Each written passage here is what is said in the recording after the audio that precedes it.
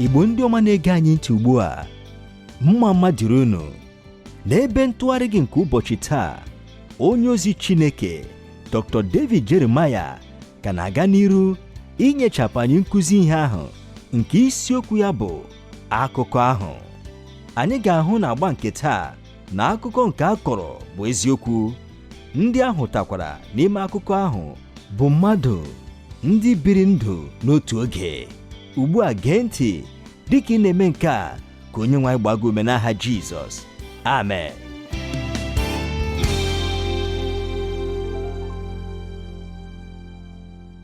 Ndị m hụrụ n'anya n'ime Chineke, anyị ga-agakwa n'iru n'usoro ọmụmụ ihe akwụkwọ ndị Galatia n'isiokwu ahụ bụ nke anyị jiri na nnọkọ anyị n'oge gara aga, nke anyị kpọrọ akụkọ ahụ. Mgbe ihe ọmụmụ anyị na-abịa na njedebe na nnọkọ anyị nke ikpeazụ, anyị hụrụ onye ozi Pọl ka ọ na-agba mbọ inyere ndị Galatia aka ịghọta ihe ọ bụ ihe ha nwere. Ọ na-arịọ ha ka ha ghara ịlaghachi azụ n'ihe ha chere na ọ bụ ihe ha chọrọ. Pọl na-agba mbọ inyere ha aka ịghọta na nke a bụ ugwu Zayọn. Ọ na-ajụkwa ha, ọ bụ ya bụ ihe unu chọrọ, ugwu Zayọn, ebe ọchịchịrị na egbe eluigwe na oke ifufe na-efe? Ọ na-asa ha, biko unu alaghachikwara azụ n'ime ya, n'ihi na ọ bụ site n'ebe ahụ ka a zọpụtara unu. Ọ bụ site n'ebe ahụ ka a kpọpụtara unu. Chineke enyewo unu ugwu Zayọn. Biko unu ejikwala ugwu Zayọn tụọ mgbere ahịa. Unu ejikwala ya gbanwere ugwu Sinai ọzọ. Pọl nọkwara na-etikọnye ihe ndị a niile ọnụ. Ọ bụ Pọl bụ onye kachasị nọdụ n'ezi ọnọdụ ime nke a, n'ihi na Pọl maara banyere ugwu Zayọn. Ọ makwara banyere Jerusalem nke dị n'eluigwe. Kedu ka o siri mara nke a? Ọ bụrụ na ego akwụkwọ ndị Kọrentị nke abụọ isi nke 12, ị ga-ahụ na Pọl nwetara ohere ọma dị oke ọnụ ahịa irute eluigwe, nke ọ bụghị ihe dị ebube. Anyị amaghị ọtụtụ ihe banyere njem a. Pọl gbakwara mbọ ime ka ọ ghara ịbụ oke ihe, ya mere ọ kwughị ọtụtụ ihe banyere ya. Ọ sịrị, ma ọ bụ n'ime anụ arụ ma ọ bụ na arụ anọghị ya, amataghị m. Nke a bụ n'ahịrị nke mbụ ruo na nke anọ nke akwụkwọ ndị Kọrentị nke abụọ isi 12. Ma Pọl sịrị, unu chọrọ ịmata banyere ugwu Zayọn nakwa eluigwe, aga m agwa unu. Ejewo m n'ebe ahụ, ahụwokwa m ya, ahụtawo m onwe m n'ime Jerusalem nke dị n'eluigwe. Unu onwe unu chọrọ ịnọdụ n'ụwa ebe a n'ime Jerusalem nke ụwa, ebe e nwere okpukpere Judaizm, ka unu chọrọ iche Jerusalem nke dị n'eluigwe, ebe e nwere iru nakwa mpụta ihe nke Chineke pụrụ ime ihe niile, usoro nhazi okwu nakwa onyonyo nke ihe ịma atụ. Ama m ịhụrụ ihe Pọl na-eme n'ebe ahụ. O ji akụkọ nke agba ochie, ọ na-achịkọtakwa eziokwu ya n'ime akụkọ ahụ. Ụzọ ọzọkwa, ịgba mbọ ile ma ndị ọ na-agwa okwu ma ha ga-aghọta. Ugbu anyị gakwa n'iru na njedebe nke ihe ọgụgụ akwụkwọ nsọ anyị na akwụkwọ ndị Galatia isi nke 4. Pọl wepụtara anyị ihe ndị anyị na-agaghị itinye n'ọlụ banyere ihe ndị a niile. Ndị a dịkwa mkpa nke ukwuu nye anyị. Ụkpụrụ ndị a tụrụ anya n'aka anyị ka anyị tinye n'ọlụ banyere ihe ọmụmụ a malitere n'ahịrị nke 28. N'ahịrị anọ ikpeazụ nke isi 4 a, Pọl na-eji inye anyị ụkpụrụ 4 ndị ga-enyere anyị aka ịghọta ihe akọ ndị a pụtara n'ime nwapụta nakwa ndụ okwukwe nke anyị onwe anyị. Na nke mbụ na mbụ, ọ sịrị na anyị bụ ụmụ nke nkwa. Ahịrị nke 28, ọ sị, ma anyị onwe anyị ụmụnna m bụ ụmụ nke nkwa dịka Aịzik. Ọmụmụ nke Aịzik adabereghị n'ọlụ nke ụdị ọbụla, kama ọ bụ na nkwa nakwa amara nke Chineke. Chineke maara ụma chere 25 tupu o mezuo nkwa o kwere Abraham na Sara, ma nyekwa ha nwa ha bụ Aịzik. Chineke chọrọ ka a ghara inwe mgbagha ọbụla banyere ụdịdị nke ọmụmụ nke Aịzik. Kedu ka esiri mụọ Aịzik? A mụrụ ya site n'okwukwe. Kedu ka esiri kpọọ Aịzik n'ime akpa nwa Sara? Ọ bụ site n'okwukwe. Ugbu a Pọl na-asị, ma anyị onwe anyị ụmụnna m dịka Aịzik. Kedu ka esi amụ anyị ọzọ? Kedu ka esi eme ka ụdị nke Kraịst were ọnọdụ n'ime obi anyị? Ọ bụ site n'okwukwe. Ọlụ dị iche iche nke iwu, o nwere ihe ọ bụla o nwere ịlụ n'ọmụmụ Aịzik? Mbanụ, ọ dịghị ma ọlị. Kedu usoro ụkpụrụ nke ọmụmụ Aịzik? Ọ bụ site n'ọlụ nke nne na nna ya? Mba, Chineke hụtara na apụghị ịghọtahie nke a. Sara na Abraham nwụrụ anwụ n'akụkụ ahụ nke ndụ ha. Mbọ niile ndị ha gbakwara n'onwe ha tupu oge a ewetaghị Aịzik, kama ọ bụ Ishmel ka o wetara nye ha. Anyị bụ ụmụ nke nkwa. Pọl sịrị, echezokwala nke ahụ. Unu echezokwala n'oge ọbụla na unu bụ ụmụ Chineke site n'ọlụ ịrịba ama nke ịmụ mmadụ ọhụrụ nke Chineke rọpụtara unu. Ọ dịghị ihe ọbụla ị mere inweta nke a. Ọ dịghị ihe ọbụla nke ị pụrụ ime inweta ya. Mgbe a bịara n'ihe gbasara ịgbakwute Kraịst, ị nwụrụ anwụ dịka Abraham na Sera siri nwụọ. Ọ bụ ihe a na-apụghị ime, ma Chineke mere ya. Ọ lụrụ ọlụ ịrịba ama n'ime ndụ gị nakwa n'ime ndụ m onwe m. Anyị bụ ụmụ nke nkwa. Ọ ga-amasị m ka ị gwa onwe gị nke a: abụ m nwa nke nkwa. Haleluya! Anyị bụ ụmụ nke nkwa ahụ. Ugbu akwụkwọ nsọ na-ekwu naanị eziokwu. Ọ na-agwa anyị kpọmkwem na anyị bụ ndị a họpụtara maka mkpagbu. Anyị bụ ndị a họrọ maka mkpagbu. Ọ bụghị ime ka egwu tụọ gị, kama ka unu ụra bụ ndị nabataworo Kraịst. Ana m anabata unu n'ezinụlọ a. Akwụkwọ nsọ sị, ma dịka onye a mụrụ n'ụzọ anụ arụ sogburu onye a mụrụ n'ụzọ mmụọ nsọ mgbe ahụ, ọ bụ n'otu a ka ọ dị ugbu a. Gịnị ka Pọl na-achịkọwa n'ebe a? Ọ dị mma, anyị hụrụ na nnọkọ anyị n'oge gara aga na Ishmel kpọrọ Aịzik asị, ọbụnadị dịka nne ya bụ Haga kpọkwara Sara asị. Mgbe Pọl dere sị, ọ bụ n'otu a ka ọ dị ugbu a, okwu ya nwere opekata mpe ụzọ nkọwa atọ nakwa ụzọ ụkpụrụ atọ ndị anyị kwesịrị itinye n'ọlụ. Ka m gwakwa anyị ihe ha pụrụ ịbụ. Ọ bụ n'otu a ka ọ dị ugbu a. Na nke mbụ na mbụ, a pụrụ itinye nke a n'ọlụ n'ụzọ nke akụkọ ihe mere n'otu mgbe gara aga. N'ime ikwa emo nke Ishmel na-anakwa Aịzik ka a pụrụ ịhụta ịkpọ asị nke ndị Arab kpọrọ ndị Juu taa. Mkpagbu nke ụmụ ndị Juu jupụtara n'ime ikwa emo nke Ishmel. Pọl gwara anyị na Ishmel kpagburu Aịzik. Ishmel bụ onye iro nke onye a mụrụ site na Chineke. Ọ gakwara egbu ya ma ọ bụrụ na asị na ọ hụrụ ohere ime nke a. Ọ bụ n'etiti ụmụ ndị ikom Sera na Haga ka esemokwu nke dị n'etiti ndị Izrel na ndị Arab malitere 4,000 gara aga, nke wetakwara nsogbu nke ka na-agakwa n'iru n'etiti otu mmadụ abụọ ndị a, ndị sịrị na Abraham bụ nna ha. Nsogbu a nke anyị niile maara maka ya taa malitere kamgbe oge akwụkwọ Jenesis. Ọ bụ akụkọ nke ihe mere otu mgbe n'otu ebe. Na nke abụọ ya kwa, anyị kwesịkwara ịghọta mkpagbu a n'ụzọ nke okpukperechi. Pọl nọrọ n'otu oge n'ogo nke inye mkpagbu a. Ichetara nke a n'ebe a n'akwụkwọ ndị Galeshia, e nwere ahịrị ndị na-ekwu banyere ụzọ Pọl siri kpagbuo nzukọ Kraịst, gbuo okwu ụfọdụ n'ime ha, ma kpọchiekwa ụfọdụ n'ime ha n'ime ụlọ nga. Pọl bụrụ otu n'ime ndị mkpagbu dịkarịsịrị ukwuu nke nzukọ Kraịst n'oge nke ya. Ma mgbe Pọl n'onwe ya chegharịrị n'ụzọ Damaskọs, o wee ghọọ onye nke Kraịst. Ya onwe ya ghọkwara onye a na-akpagbu. Onye kpagburu Pọl? Ọ bụ ndị ya na ha lụkọrọ ọlụ n'oge gara aga. Ọ bụ ha tụgharịrị ugbu a megide ya. Ndị iro Pọl, ndị obi kachasị ịta mmiri, bụ ndị okpukpere omenala nakwa usoro ụkpụrụ na iwu ndị Juu. Ha chụsoro ya n'ebe niile. Ha fesasịrị ụgha niile dị iche iche megide ya. Ha tụgharịrị ndị mmadụ megide ya. Ha gakwara egbu Pọl, ọ bụghị otu ugboro maọbụ abụọ, kama Chineke kpuchitere ya ma napụtakwa ya site n'aka ha. Ya mere, maọbụ okpukpere Judaizm maọbụ okwukwe ndị nke Kraịst, ndị okpukpere omenala nakwa usoro ụkpụrụ na iwu bụ ndị mkpagbu. A na-emegbu ma na-akpagbukwa ndị nke Kraịst karịa oge niile. Ọ bụghị site n'aka ndị na-amaghị Chineke, kama ọ bụ site n'aka ndị okpukpere omenala nakwa usoro ụkpụrụ na iwu.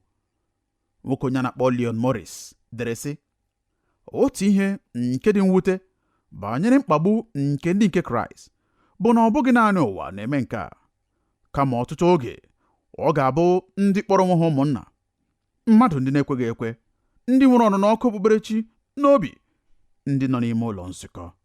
Ị pụrụ ịhụta nke a n'akwụkwọ Leon Morris nke a kpọrọ Galatians, Paul's Charter of Christian Freedom. Leghachi anya azụ n'ihe ndị mere n'oge gara aga, ụmụnna m. Oge mkpagbu na ahụ ndị dịkarịsịrị ike ndị e nwerela n'ụwa bụ site n'aka ndị okpukpere karịa aka ndị na-enweghị Chineke maọbụ ndị na-ekweghị na Chineke.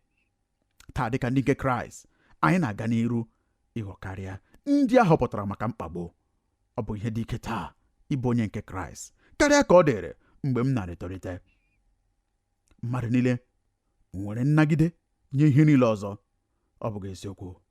Ha nwere nnagide ọbụnadị nye ihe ndị na-abụghị ikwenye na onye ọbụla isi zuru oke pụrụ iche banyere ya, ma ya fọdụkwa ịnagide ya. Anyị na-anagide ihe niile ugbu a. Ihe ọbụla ọ bụ n'elu ụwa a na-anagide ya. Ma mgbe a bịara n'ihe gbasara okwukwe nke ndị nke Kraịst, enweghị nnagide ọbụla ma ọlị. Ọtụtụ n'ime iwu ndị a na-emekwa taa n'ogo niile n'obodo niile, ndị a na-agba mbọ ime ka ha bụrụ ihe a nabatara n'omenala anyị dị iche iche, bụ iwu ndị e dere kpọmkwem iji wee kụjisie ndị nke Kraịst aka, mee ka ike gwụ ha ma meriekwa okwukwe ndị nke Kraịst n'ime omenala anyị. Ọ bụghị eziokwu? Ya mere, ọ bụ ihe a pụrụ itinye n'ọlụ n'ihe gbasara akụkọ ihe mere n'otu mgbe gara aga. Ọ bụkwa ihe a pụrụ itinye n'ọlụ n'ihe gbasara okpukperechi, maka anyị were nke a gbagoo n'oge ọzọ nke dị omimi karịa. Ọ bụ ihe a pụrụ itinye n'ọlụ n'ụzọ nke ihe nke ime mmụọ. Agha nke anyị nọ n'ime ya bụ n'ụzọ nke ihe gbasara akụkọ ihe ndị mere n'otu mgbe gara aga, n'ụzọ nke ihe gbasara okpukperechi, nakwa n'ụzọ nke ihe gbasara ihe nke ime mmụọ. Ishmel na-anọchite anya anụ arụ. A gwara anyị nke a n'ebe ọgụgụ anyị. Isaac na-anọchite anya ihe nke ime mmụọ. A gwakwara anyị nke a n'ime ebe ọgụgụ anyị. Ya mere ugbu a, kwụsị naanị nwa otu nkeji ma jụọkwa onwe gị ajụjụ a: e nwere agha ọ bụla a na-ebu taa n'ime ndụ m nke bụ n'etiti anụ arụ nakwa ime mmụọ? N'ezie, anyị agaghị ekwu ọtụtụ ihe banyere nke a, n'ihi na n'isi nke na-esota nke a, nke bụ isi nke 5 nke akwụkwọ ndị Galatia, a gwara anyị na e nwere agha dị ukwuu nke na-aga n'iru n'etiti anụ arụ nakwa mmụọ nsọ. Ndị Galatia isi 5 ahịrị nke 17, ọ sịrị: n'ihi na agụụ na-agụ anụ arụ megide mmụọ nsọ, agụụ na-agụkwa mmụọ nsọ megide anụ arụ, n'ihi na ndị a na-emegide onwe ha ka unu wee ghara ime ihe ndị ọbụla unu na-achọ ime. Nke ọ bụghị eziokwu.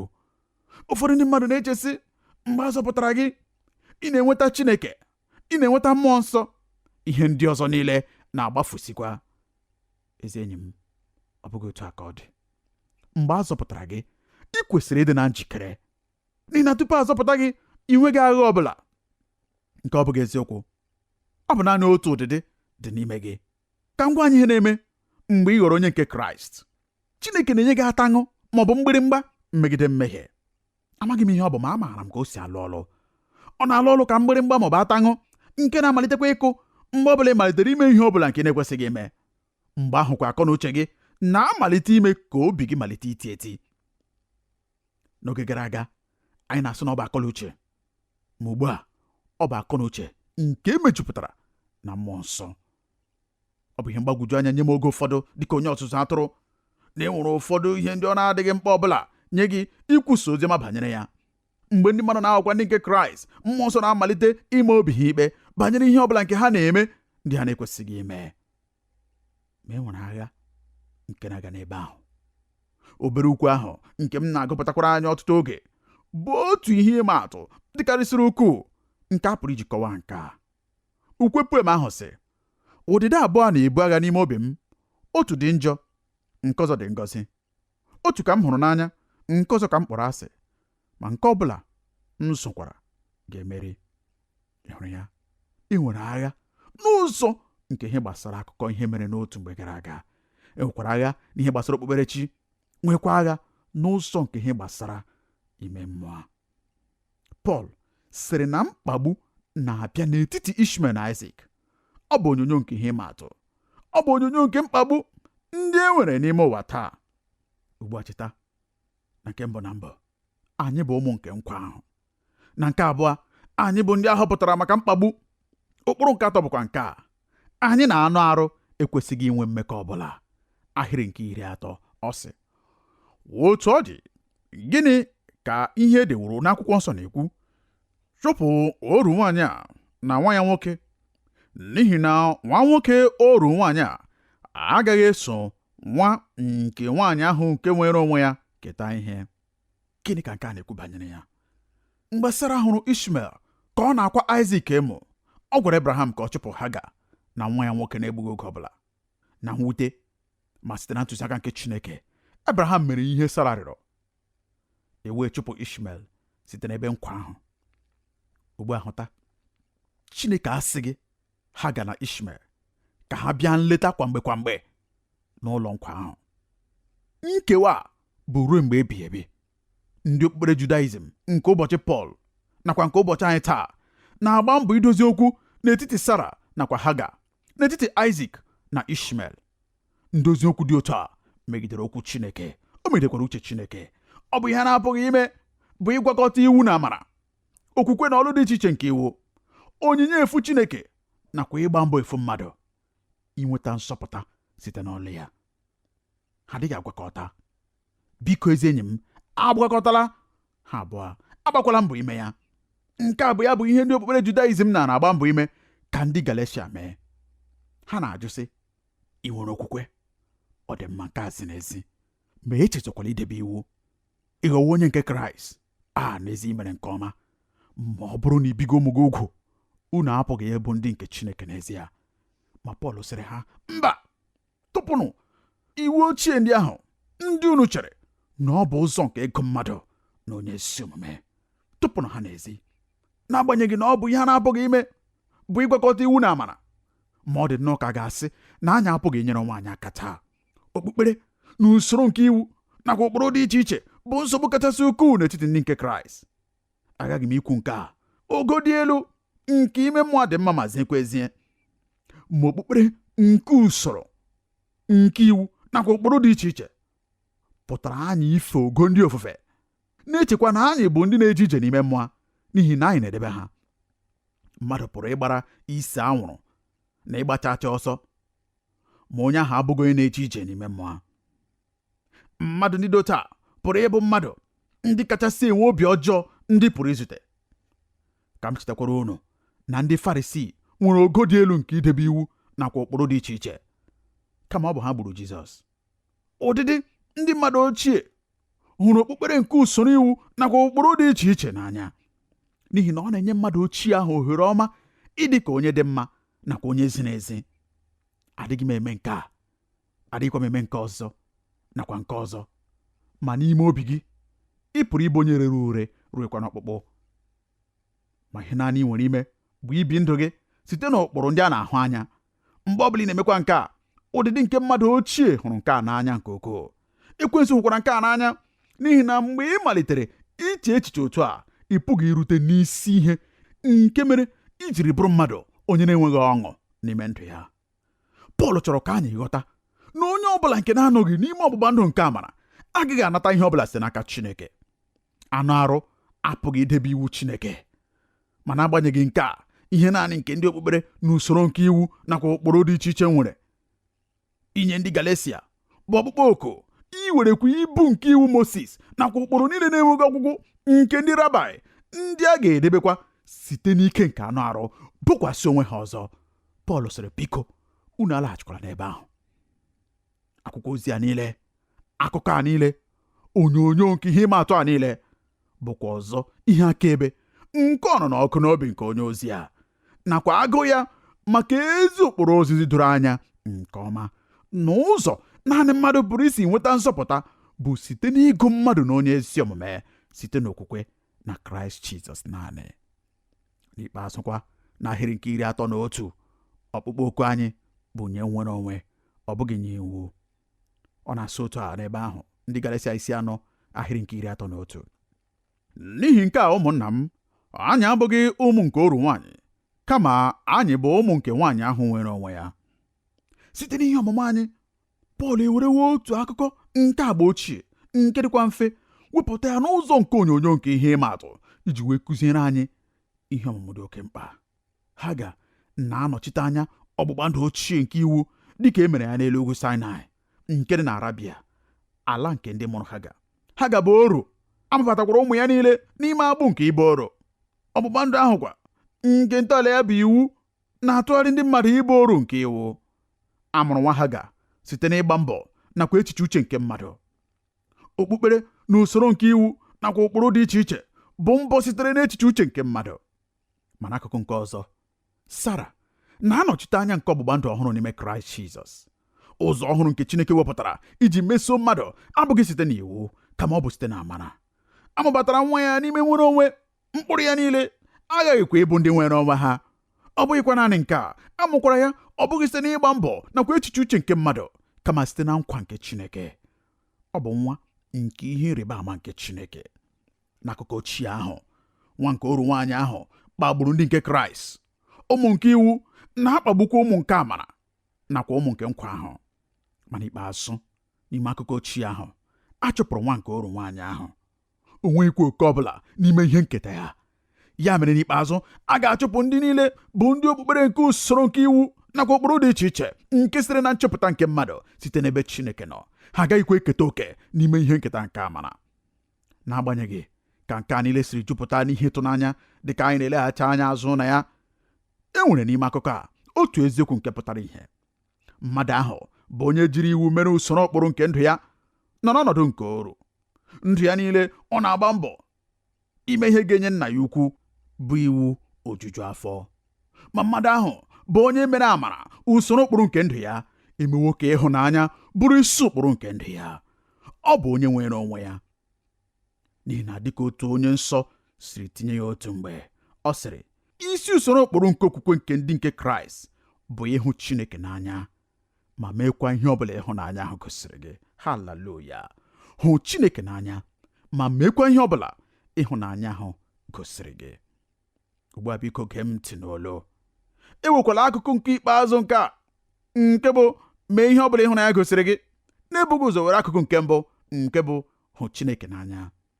Ihe onye nsọ ahụ na-ekwu bụ na ọ bụrụ na ịhụ Chineke n'anya ka ị kwesịrị isi hụ ya n'anya, ihe niile nke ga-abụ mmasị gị ga-abụ ime ihe ndị ahụ bụ ndị Chineke hụrụ n'anya, nakwa ihe ndị ahụ ndị ga-atọ Chineke ụtọ.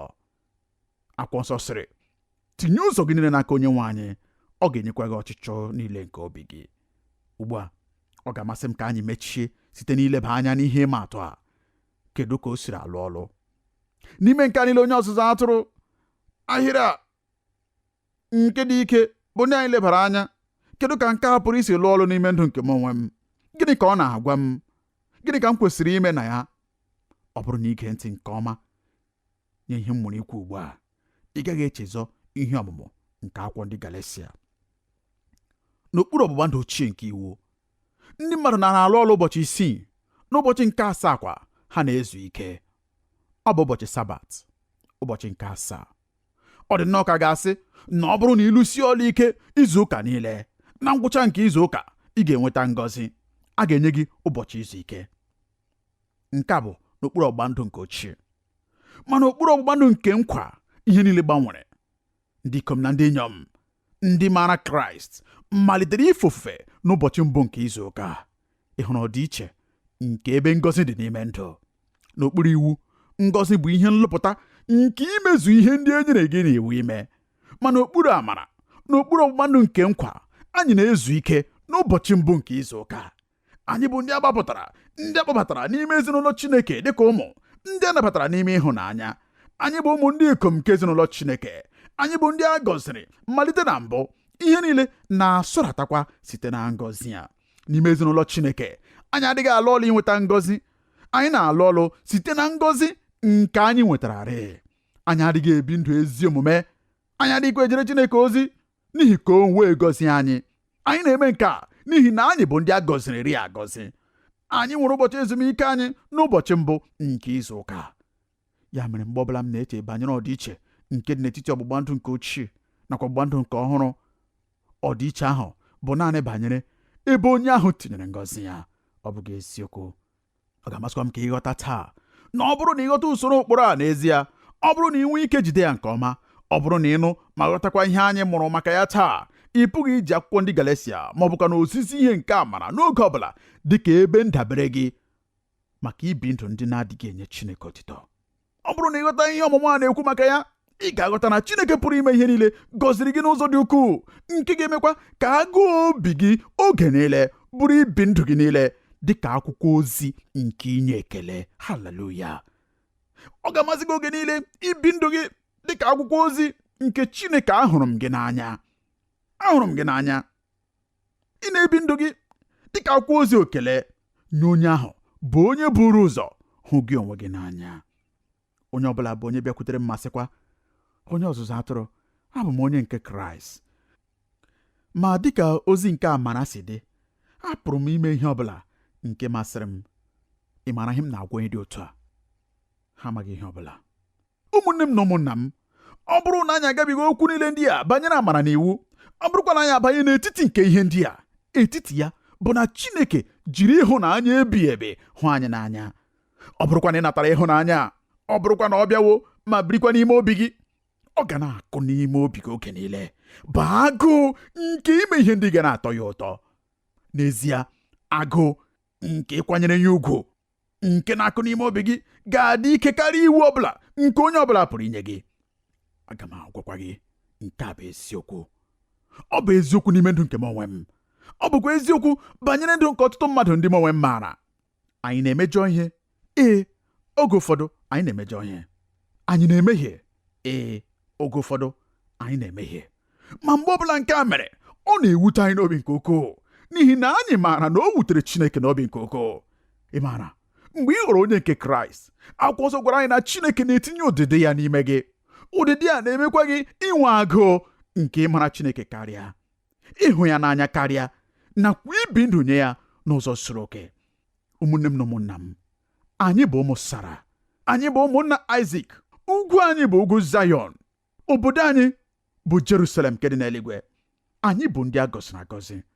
Ugbu a ka anyị pụọ taa ma bikwa ndụ dịka ndị a gọziri agọzi. Ka onye nwe m gọzie unu dịka unu na-etinye okwu ndị ya n'ọlụ, dịka unu na-agagharị n'ime amara Kraịst, dịka unu na-ebi ndụ unu dịka àjà nke ịhụnanya nye ya. Ka amara ya gakwa n'iru ịba ụba n'ime ndụ unu n'aha Jizọs. Amen.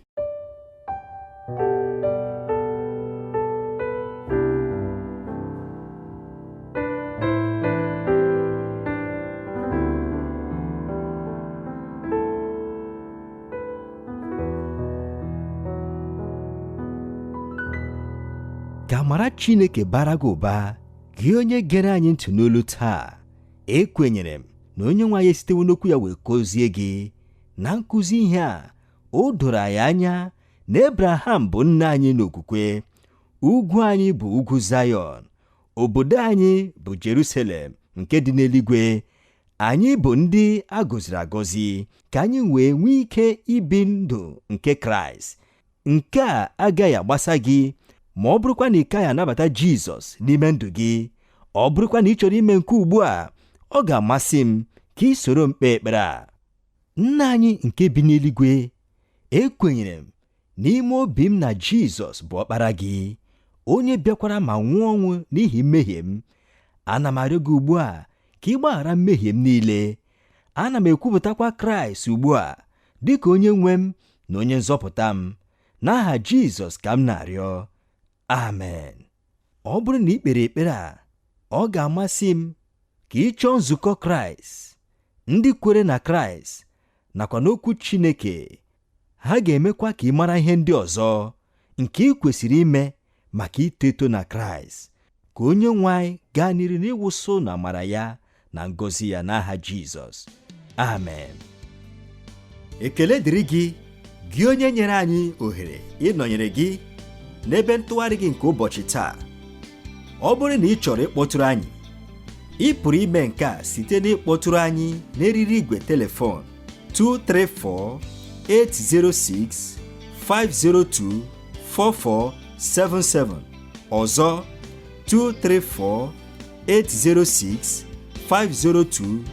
234-806-502-4477, maọbụ site n'izitere anyị ozi email na twr2131@yahoo.fr, maọbụkwa site n'idetere anyị akwụkwọ ozi n'olu ndị Igbo Radio Elwa, P.O. Box 12540, Aba, Abia State nke Nigeria.